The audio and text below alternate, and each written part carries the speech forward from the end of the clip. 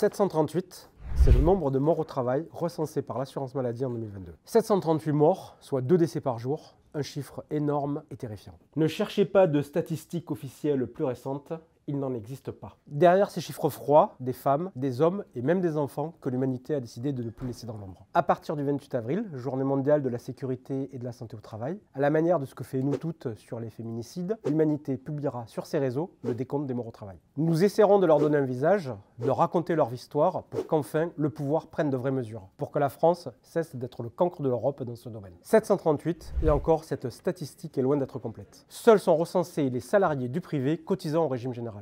En sont exclus les fonctionnaires, les agriculteurs et de nombreux indépendants. En France, connaître le chiffre exact du nombre de morts au travail relève de l'impossible. Aucune structure, aucun observatoire ne rassemble l'ensemble des données. 738, et la santé au travail n'est toujours pas une priorité. Rien qu'entre 2021 et 2022, le nombre de morts au travail a augmenté de 14%.